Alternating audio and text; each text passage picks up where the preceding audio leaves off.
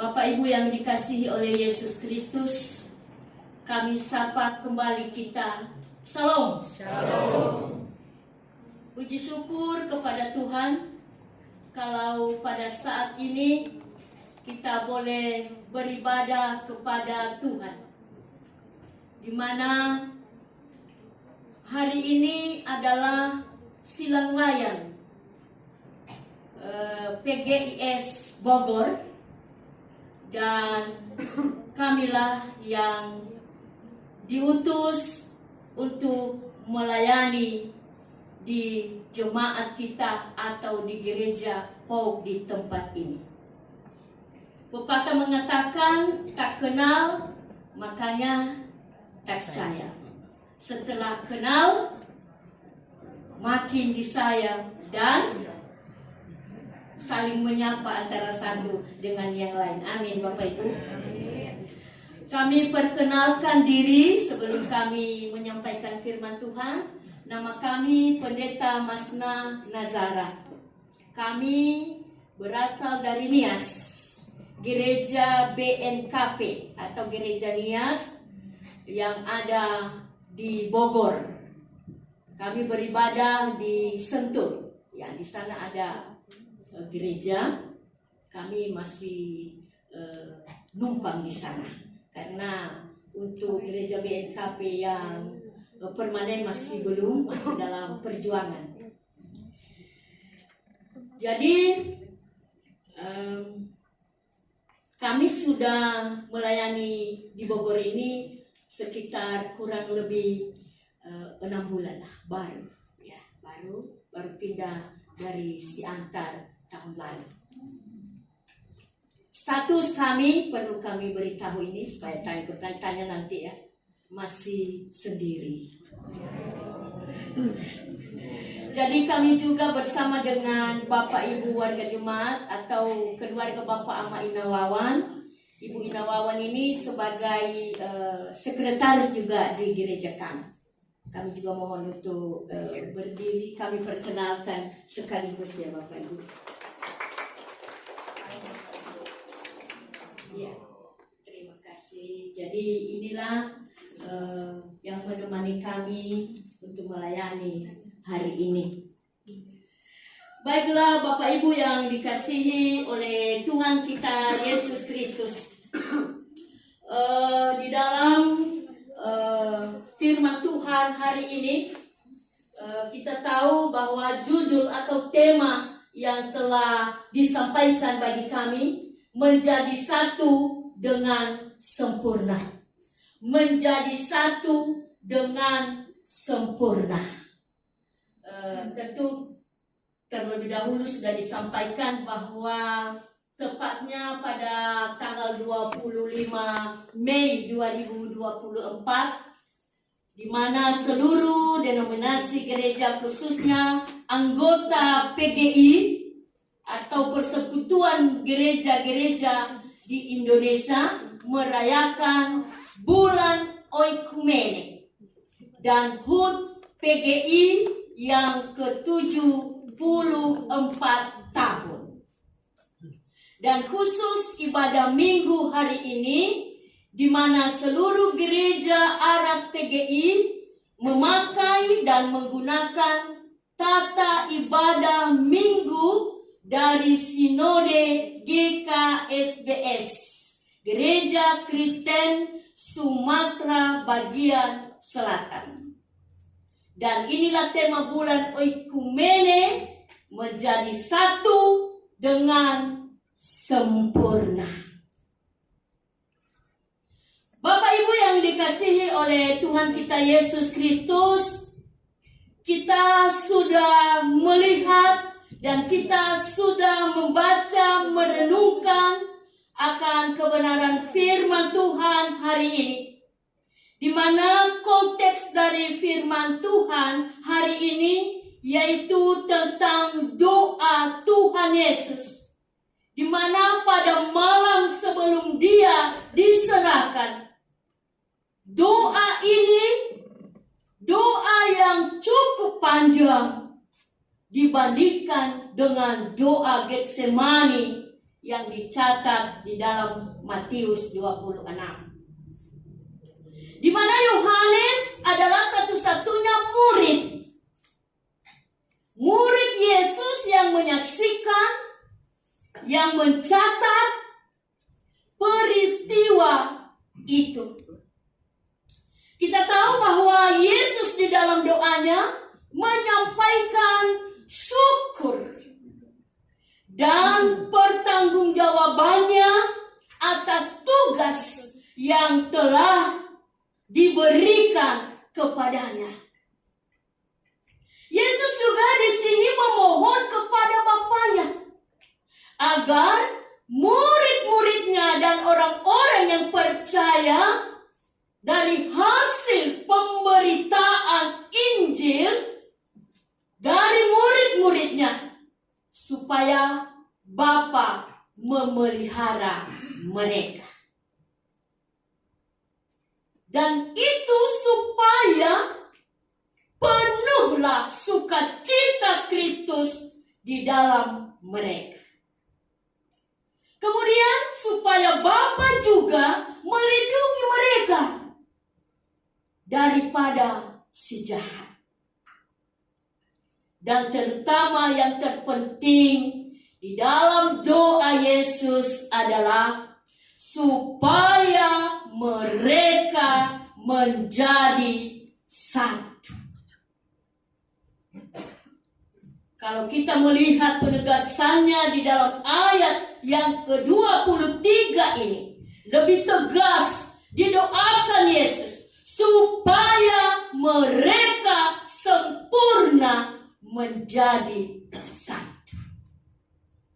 Dan kalimat ini atau kalimat doa ini berulang-ulang disampaikan oleh Yesus. Itu menunjukkan bahwa firman Tuhan yang disampaikan ini, inilah yang harus kita pegang, kita jalani di dalam kehidupan kita. Artinya bahwa itu sangat penting, sangat utama, sangat serius, dan mendesak untuk kita lakukan di dalam kehidupan kita. Saudara-saudara yang dikasihi oleh Tuhan kita Yesus Kristus, apa yang merupakan yang utama ini? Apa yang serius ini? Apa yang mendesak ini bagi Allah yang terpenting yang kita miliki? Artinya bahwa inilah yang utama, inilah yang serius. Artinya bagi kita adalah gerejanya menjadi satu. Menjadi satu dengan sempurna. Dan inilah hal yang penting yang diharapkan Allah Tuhan di dalam kehidupan kita. Dan ini memperjelas bahwa mempertajam doa Yesus ini supaya mereka menjadi satu dengan sempurna. Maka kita juga akan perlu memperhatikan apa hal-hal yang harus kita jalani di dalam kehidupan. Menjadi satu dengan sempurna. Apa maksudnya? Itu adalah suatu eksis seperti Allah Tritunggal. Di mana Yesus berdoa supaya mereka menjadi satu, sama seperti kita adalah satu. Atau sama seperti aku dan Bapa adalah satu. Dalam hakikatnya satu. Satu dinamakan dia adalah Allah Tritunggal. Dan di dalam pandangan iman Kristen, satu hakikat dalam tiga pribadi, yaitu Allah Bapa, Allah Anak, dan Allah Roh Kudus. Jadi mereka ini sehakikat, setara, tidak ada yang terpisah, tidak bercampur, tidak berubah, tidak terbagi-bagi, dan tidak bertingkat. Tetapi yang membedakan mereka di sana adalah perannya masing-masing. Saudara-saudara yang dikasihi oleh Yesus, di dalam peran inilah mereka melakukan perannya masing-masing. Mereka adalah satu. Kalau kita melihat Allah, itu adalah perannya sebagai pencipta, memelihara. Dan Yesus adalah perannya untuk menebus. Dan tentu pribadi Roh Kudus itu adalah menuntun kita, memimpin kita, mengingatkan kita bagaimana kehidupan kita sebagai anak-anak Tuhan. Bapak Ibu yang dikasihi oleh Yesus Kristus, tentu hal ini juga yang diinginkan di dalam kehidupan kita. Sebagai gereja, sebagai orang-orang yang percaya, Allah mau kalau kita bersatu. Tentu di dalam kita menjalani hidup dengan bersatu, pasti ada hal-hal yang harus kita miliki di dalam. Untuk menyatukan pikiran, untuk menyatukan pendapat, untuk menyatukan setiap kegiatan kita, pelayanan kita, kebersamaan kita kepada sesama kita, kepada orang-orang di sekitar kita. Ada yang harus kita miliki di dalam kehidupan ini supaya tetap menjadi satu. Untuk itulah hal ini yang diinginkan Yesus di dalam kehidupan kita. Menjadi satu kalau kita melihat di dalam surat Filipi pasal 2, ayatnya yang ke-5 sampai ayatnya yang ke-8. Di sana tertulis bahwa terjadinya suatu kesatuan di dalam kehidupan jemaat itu yang harus diteladani adalah Yesus Kristus. Amin. Itu teladan kita. Itu pedoman kita. Itu yang kita pegang. Itu yang kita turuti. Bagaimana pola pikirnya, bagaimana kasihnya, bagaimana perhatiannya, bagaimana ia menebus, menyelamatkan, menyatakan kasihnya di dalam kehidupan kita. Dan hal yang harus kita jauhkan di dalamnya, yang pertama, di dalam meneladani Yesus, kita harus menghilangkan yang namanya keegoisan. Tidak egois, tidak mementingkan diri sendiri, tidak menyatakan aku yang hebat, aku yang bisa segala-galanya. Semuanya itu bisa terlaksana karena kemampuanku, karena kepintaranku, karena kehebatanku. Nah, justru inilah yang dihilangkan di dalam persatuan dan kesatuan itu. Artinya kita hilangkan rasa sikap egois. Apa artinya? Kita harus keluar dari zona nyaman kita. Ya, kalau kita melihat dunia sekarang, ya, apapun yang terjadi di sana sini, kenapa banyak masalah, perpecahan, perpecahan, perkelahian, pertengkaran, tidak searah, tidak seia sekata di dalam melanjutkan visi misi dalam kehidupan persekutuan karena egois. Artinya di sini bahwa di dalam kita meneladani Yesus ini, ya, kita tahu dia tidak egois. Yesus mengambil rupa sebagai manusia. Ia merendahkan dirinya. Ia menghilangkan apa yang ia miliki itu. Untuk apa? Supaya ia dapat mempertahankan kesatuan itu di dalam kehidupannya.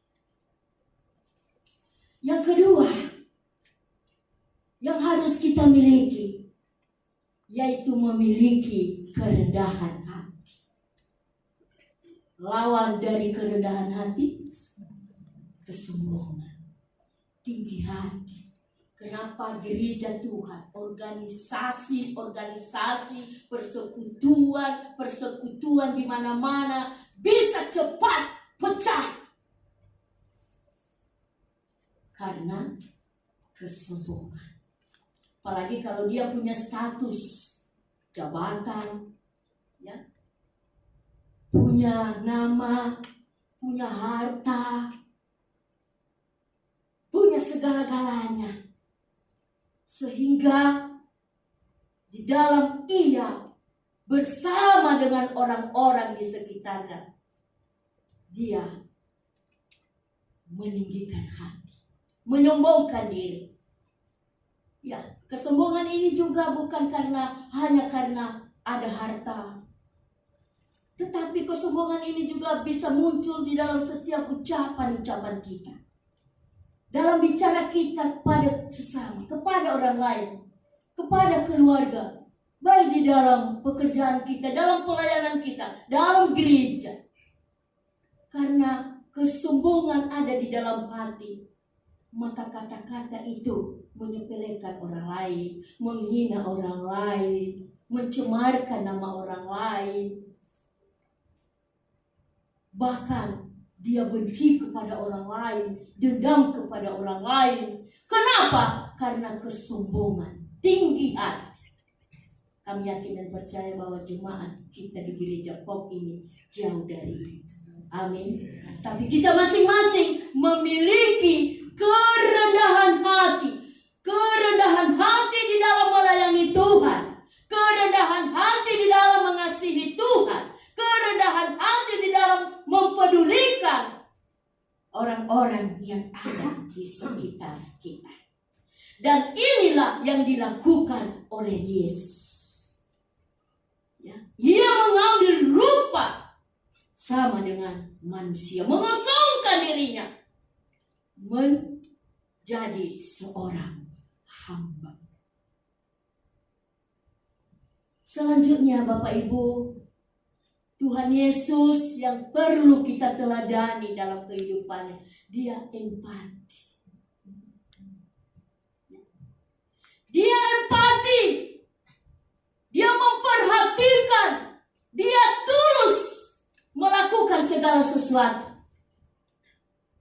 dengan ketulusan dan kesetiaannya. Ia memberikan apa yang layak ia berikan. Dan disinilah letak pengorbanannya. Dia juga berkorban. Ya, tentu kita sudah tahu pengorbanan Yesus. Dia sampai mati di atas kayu salib untuk apa? Menebus, menyelamatkan kita. Bagaimana juga kita? Dengan hidup, dengan waktu, dengan kesempatan yang diberikan Tuhan bagi kita. Apa juga yang telah kita korbankan buat Yesus. Kebanyakan orang dalam mengorbankan sesuatu pertama bersungut-sungut. Belum melakukan apa-apa sudah bersungut. Atau setelah yang melakukan belum tercapai, ia menyalahkan orang lain. Ia melempar kesalahan kepada sesama. Tetapi Yesus tetap melakukan pengorbanan itu. Itu semua atas seizin Bapa. Untuk itu, Bapak Ibu yang dikasihi, mari kita memberikan yang terbaik kepada Yesus. Apakah itu kita mengorbankan waktu kita, mengorbankan tenaga kita, mengorbankan harta kita, uang kita, pikiran kita, kepintaran kita. Untuk apa semuanya itu? Untuk menjadi sempurna di hadapan Tuhan. Dan di dalam kebersamaan kita tetap bersatu di dalam menyatakan.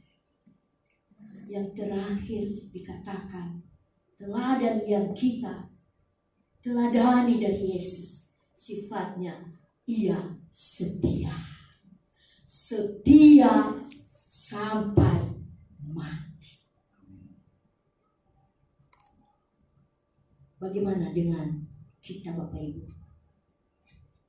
Kebanyakan kalau banyak tantangan, banyak masalah, banyak problem, maka banyak orang yang berpikiran, berpendapat karena ia tidak mampu mengatasi segala sesuatunya. Tuhan, tunggu dulu. Saya kesini dulu mencari ini, mencari kepuasan dulu, mencari sesuatu yang memberikan ketenangan dulu, sehingga bisa di tengah jalan dia tidak setia. Apalagi kalau tantangan demi tantangan silih berganti di dalam kehidupan, maka ia akan mundur, berpaling dari hadapan Tuhan. Bapak Ibu, Tuhan Yesus setia sampai mati. Bagaimana dengan kita? Tuhan Yesus tetap setia juga terus mendoakan kita. Bagaimana juga kita menjalin hubungan komunikasi dengan Dia. Untuk itu, biarlah kita yang menjadi satu dengan sempurna ini memiliki tujuan dalam kehidupan. Tidak hanya berkumpul, tidak hanya bergandengan tangan, tidak hanya bersatu begitu saja. Tetapi Tuhan juga menginginkan di dalam kehidupan kita, tujuan hidup kita untuk di dunia ini, yaitu kita juga tetap mampu bersaksi, mampu bersekutu, dan mampu melayani.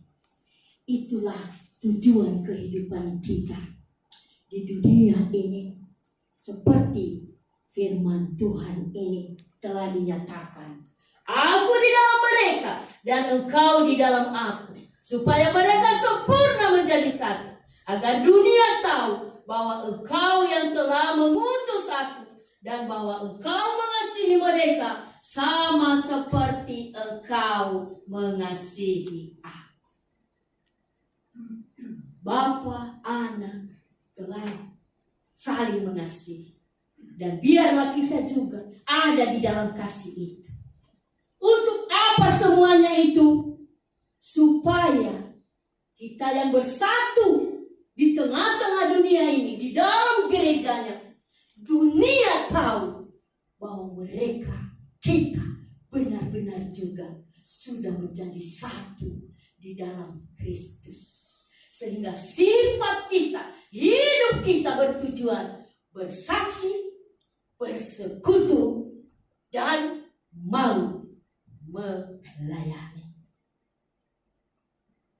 Bapak Ibu yang dikasihi oleh Tuhan kita Yesus Kristus, kesatuan itu sangat penting.